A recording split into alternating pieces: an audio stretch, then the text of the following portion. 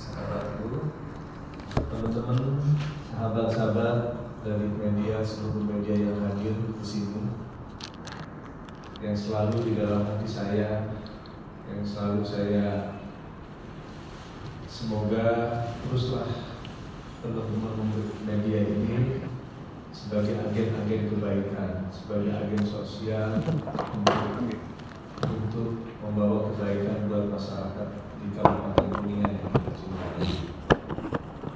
Pertama, saya langsung menjawabnya. Pertama, memang ada perubahan dari DCS kemudian DCT. Pada saat DCS saya nomor 21, kemudian setelah DCT saya nomor 22. Buat kami proses DCT ini merupakan bagian daripada tahapan pemilu yang kemudian buat kami dinamika politik di setiap partai adalah sesuatu yang wajar dan lumrah. Kemudian buat kami bahwa keputusan DPP menentukan saya nomor 22 adalah keputusan yang bijaksana dan memiliki banyak pertimbangan-pertimbangan yang matang, sehingga saya ditempatkan nomor 22. Kemudian buat kami nomor 22 adalah sebuah anugerah, sebuah anugerah karena partai kami nomor 22. Kemudian saya di DCT nomor 22, mohon doanya ya, mohon doanya semoga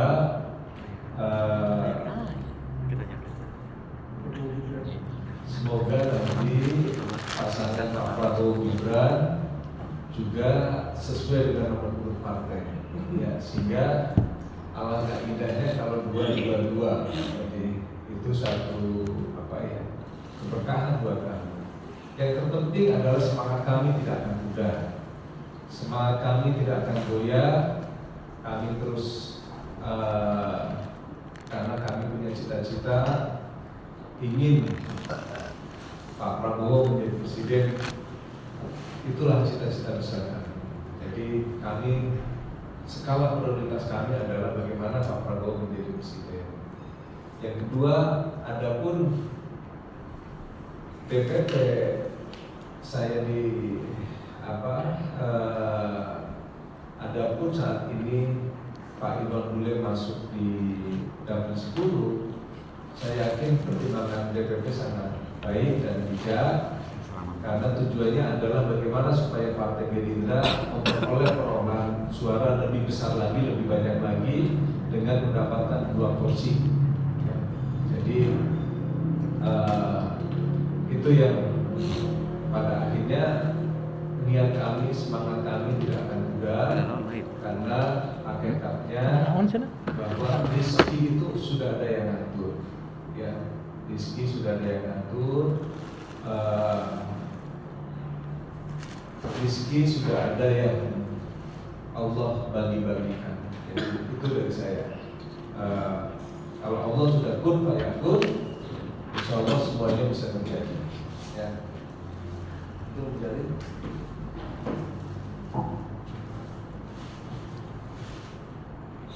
Tadi Pak Haji sebetulnya menyampaikan bahwa dinamika yang terjadi di dalam partai politik itu sebenarnya hal yang normal, biasa terjadi, karena seperti yang saya sampaikan, perubahan DCS ke DCT bukan hanya Gerindra, terjadi di beberapa partai politik.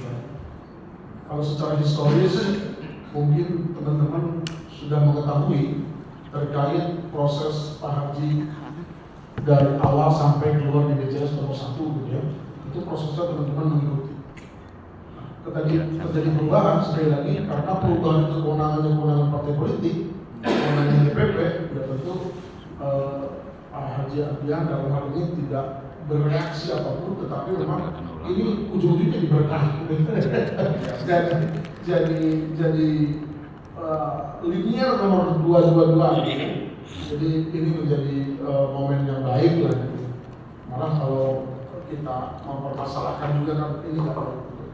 Saya rasa demikian. Kalau memang ada pertanyaan-pertanyaan terkait pasca DCT, kami kasih kesempatan untuk teman-teman yang ingin bertanya silakan.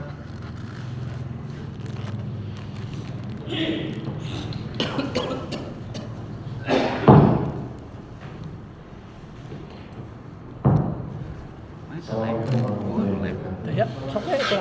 Setelah itu kenalan tadi dibolehkan. Ingin mempertegas lagi. Walaupun di posisi DCS kan kita udah tahu bahwa Haji itu nomor 1. Salam. Salam Pak Haji.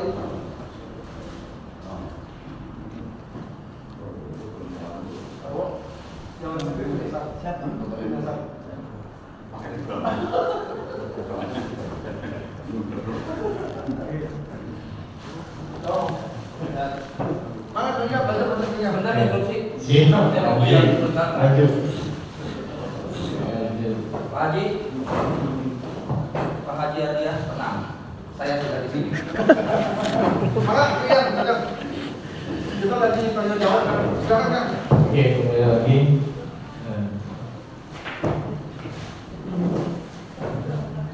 Bahwa kita semua udah tahu bahwa di DCS Pak Haji itu nomor 1, berubah sekarang DCT nomor 2.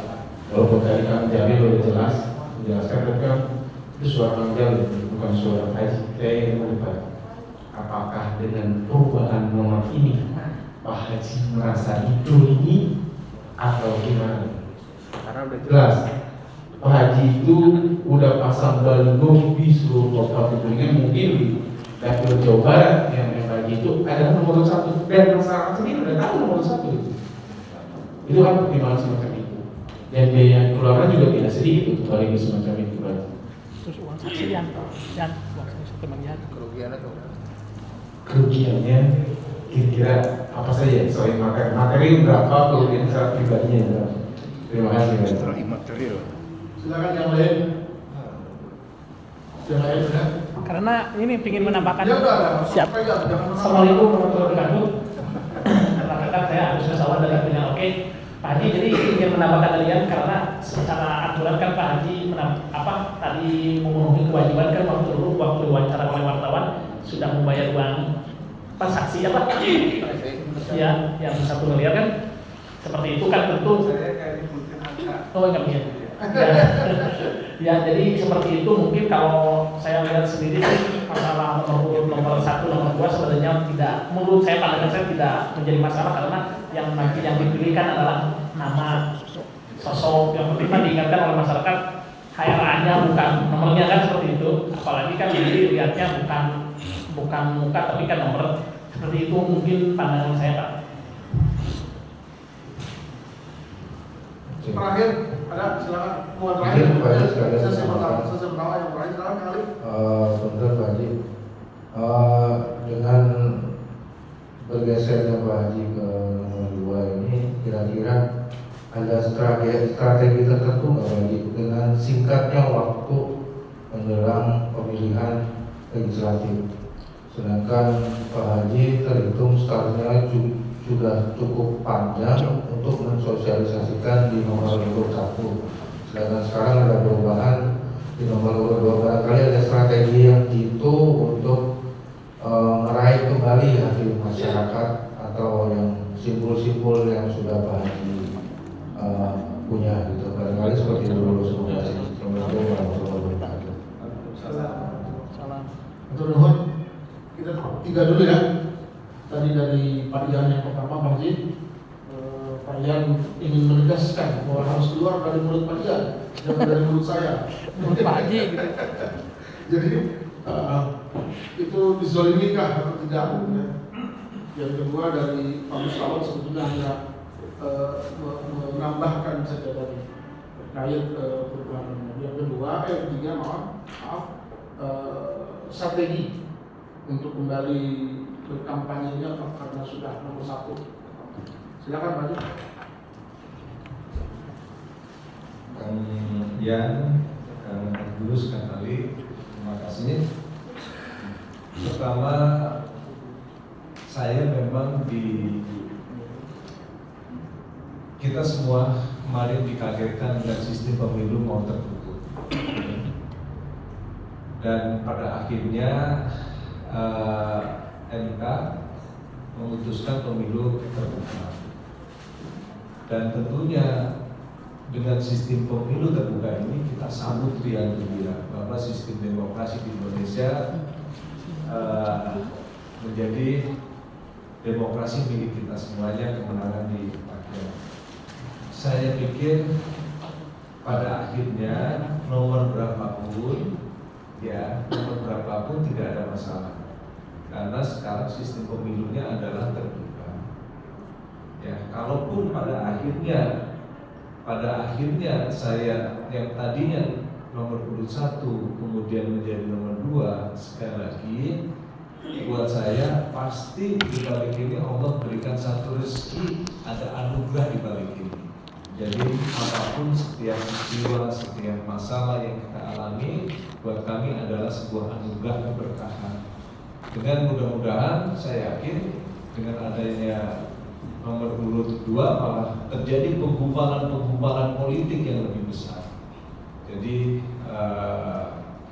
ini buat kami menjadi satu anugerah dan keberkahan. Nah, ini jadi bahasanya didolimi atau tidak Pak itu penegasannya? Ya tidak didolimi, tidak ya. Jadi karena saya yakin bahwa keputusan DPP itu adalah satu keputusan yang bijak, dan saya mendukung harus linier ya.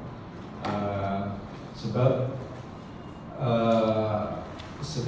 pasti DPP punya pertimbangan yang mendalam, apalagi yang di nomor urut 1 adalah orang yang berkaliber tingkat nasional. Mantan ketua PSSI kan. Terkait itu aja Pak Haji, baliho yang sudah tersebar ini gimana? Nah, untuk baliho ya memang baliho yang sudah tersebar cukup banyak ya, ada 4.000 baliho. 1.000 di 4 kabupaten? Iya, ada 4.000. Nah, tapi ya inilah bagian daripada perjuangan. Ya, proses perjuangan seperti itu. Kalau kita ya memang dinamikanya begitu. Jadi kita lihatlah bagaimana pahlawan-pahlawan kita menghadapi sebuah ujian cobaan tapi bisa melewati semua rintangan. Kalau secara materi itu berapa itu 4.000 baliho? Kalau materi saya nggak bisa ngitung ya, karena ya itu Bagian dari risiko mungkin gitu. ya itu biar sebuah bagian daripada amal baik aja sudah. Nah, kemudian tadi ada Kang Agus, kerugian apa? Gimana Ya, saksi? saya pikir kalau hidup ini terlalu enak ya, tapi kita nikmati proses. Yang terpenting hati saya, hati istri saya, tim ini menjaga saya agar proses perjalanan ini tetap istiqomah, sabar dan tetap kuat terhadap semua perjuangannya. Kemudian bagaimana strategi? Ya, salah satu kita silaturahmi ini adalah bagaimana strategi memperkenalkan bahwa AFA sekarang nomor 2. Ini adalah bagian upaya ikhtiar kami yang tadinya nomor 1 ke nomor 2. Jadi ini bagian nanti teman-teman media mohon dijelaskan ya kepada masyarakat bahwa memang AFA nomor 2 sesuai dengan nomor urut partai. Pada akhirnya sesungguhnya memang fokus kami pengen Pak Prabowo jadi presiden. Jadi saya sebagai kadernya beliau ya, bagaimana memenangkan Pak Prabowo jadi presiden, Partai Gerindra menang, dan Dapil Jabar 10 mendapatkan 2 kursi.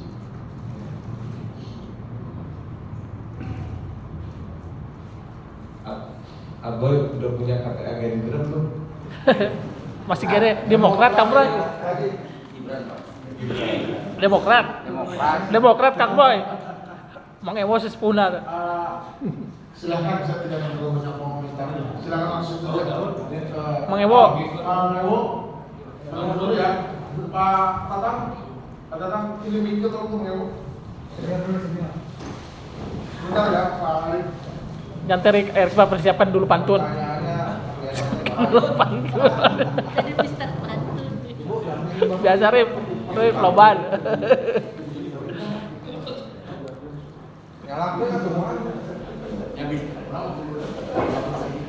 Kita yang matikan Mang ayeuna mah. Ya, silakan Pak. Assalamualaikum warahmatullahi wabarakatuh. Waalaikumsalam warahmatullahi wabarakatuh. Yang terhormat Bapak Haji Ardian, izinkan saya kalau bertanya juga mungkin terlalu nggak pantas saya bertanya kepada seorang Haji Ardian. Hanya konfirmasi aja. Konfirmasi. Ini saya hanya ingin konfirmasi. Sebenarnya Bapak Haji Ardian ini ikut film itu hanya cek ombak untuk mencalonkan diri sebagai bupati Kuningan atau gimana? Karena saya banyak masukan. Jadi hanya cek ombak aja, main di film gitu. Tujuan gua akhirnya ada mau nyalonkan satu. Terima kasih, mohon penjelasan. Pak Eli, silakan Pak Eli. Oh, Pak Erik. Saya sambung aja. Oh, kamu.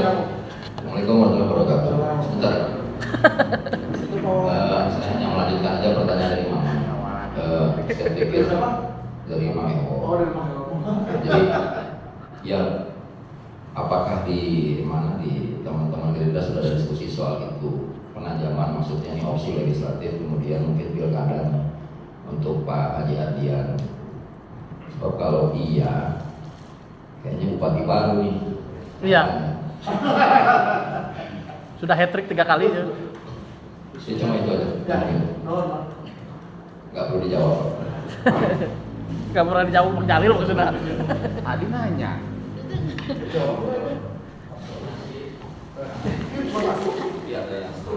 Erik mau.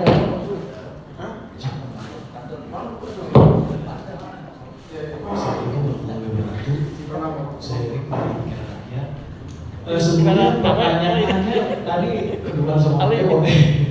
Tapi saya ada pertanyaan lagi Pak. Ada bocoran nggak nomor 1 Pak Iwan boleh? Apakah ada proyeksi ke Pilkada Jabar ataupun katanya dengar-dengar Menpora juga? Tadi karena pertama yang Bang utarakan tadi kan fokus kami memenangkan Pak Prabowo dan Pak Iwan Bule kan ketua pemenangan Jabar.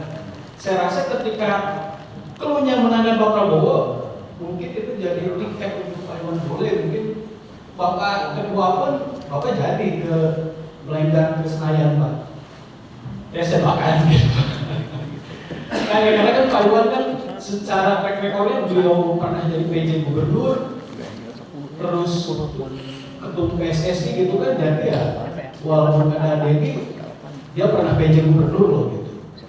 Terus kedua strategi Bapak kan saya tahu dapil 10 Jabar Partai Gerindra kalau nggak salah incumbentnya anaknya Koko Joni Gerindra juga ini Pak Joko Santoso ya. Nah itu incumbent nomor berapa Pak? Lalu ada strategi khusus nggak Pak untuk yang bertarung dengan incumbent itu? Ya, terima kasih Bapak. Keluarga tuh gak nyalon ya? Keluarga yang tidak nyalon. Kan saya nggak tahu makanya mau tanya.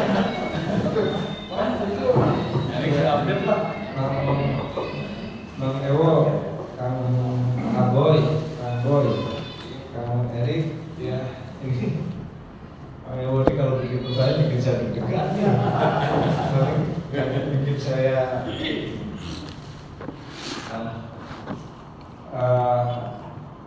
saya mengukur diri saya ini belum lama jadi bupati, jadi kemudian saya saat ini sedang fokus bagaimana saya memperoleh suara terbanyak di dapil Jabar 10. Jadi niat kami, saya sudah dapat restu dari istri bahwa saya kalau di DPR RI bekerja keras sekuat tenaga bagaimana membawa program, membawa anggaran untuk mengatasi kesulitan-kesulitan masyarakat. Saya pengen lihat saya ibadah, lillahi ta'ala, pengen mengabdi, berbakti, ya, buat masyarakat, buat bangsa dan negara. Jadi kalau strategi ini sebagai batu lompatan, ya saya sama sekali tidak ada rencana ke sana. Karena ya tentunya kan banyak energi yang terbuang, tenaga, pikiran, waktu, biaya, semuanya. Jadi kalau saya bisa di suara saya besar, saya bisa jadi alat kelengkapan dewan ya, istilahnya ya. Jadi tentunya pokoknya bagaimana saya pengen menjadi tidak hanya politisi, tapi saya pengen jadi negarawan, meneruskan cita-cita Pak Mas dulu ya. Kemudian yang berikutnya Kang Boy sama Pak ya, pertanyaannya. Kemudian Kang Erik, memang Pak Iwan Bule adalah sahabat kami ya, juga sebagai senior tokoh nasional. Beliau memang awalnya pengen jadi gubernur ya, dan saya doakan juga beliau jadi gubernur ya. Kami kalau ini beliau ini kan orang yang berkelas ya, mungkin juga bisa jadi menteri ya, karena kapasitas beliau orang top lah ya. Nah kemudian mengenai Bu Ardia ini putranya Pak Jongsan ini tidak mencalonkan lagi ya, karena lagi fokus sekolah lagi di Itali, dia mau sekolah lagi. Jadi kemudian tentang strategi kami kemenangan, saya terus setiap hari melakukan belusukan ke desa-desa, ke muka, berjumpa, silaturahmi, menggali aspirasi masyarakat, kesulitan-kesulitan masyarakat yang ke depan akan saya bawa ke pusat DPR RI sebagai menjalankan fungsi DPR dengan baik. Dan saya yakin kehadiran saya akan banyak bawa manfaat buat masyarakatnya. Saya yakin betul saya, insya Allah nanti kita bisa sama-sama lah. Demikian dari kami. Cukup ya? Iya, cukup. Jadi untuk sementara Satu lagi. Ini PR asli belum nanya nih. Jadi mulai diganti kapan Pak Haji? Ini kan udah nomor 2 backgroundnya. Di jalan-jalan kan semua masih nomor 1, bahkan digital oleh Pak Haji juga. Ini masih nomor 1. Insya Allah sedang proses penggantian Baliho. Ya, tapi satu hal ya, saya ingin buat catatan, saya tegak lurus. Ya, tegak lurus bahwa ya, kalau Pak Prabowo jadi presiden berarti kan wakilnya Gibran. Ya, pasti partainya Gerindra. Tidak ada Rahmat Ardian tandem-tandem dengan partai lain dan lain sebagainya. Berikutnya, saya pesan pada teman-teman media supaya mendukung ya orang-orang baik supaya bisa duduk di pemerintahan, di legislatif atau di yudikatif lah. Jadi saya mohon dukungan doanya ya, tidak sebatas silaturahmi tapi juga penting dukungan kepada kami. Jadi saya yang sudah kenal lama dengan Kang Boy Sandi tahun 2001, saya banyak dibantu dengan Kang Ewo, ya, dengan Kang Ensul, ya, Kang Dedet, semuanya lah banyak. Kita ini sudah banyak ikatan ya, ikatan kebaikan, ikatan silaturahmi. Ya, semoga sekali lagi kita menjadi manusia-manusia bermanfaat buat sesama dan alam semesta. Amin. Terima kasih. Aminnya amin ya rabbal alamin. Iya.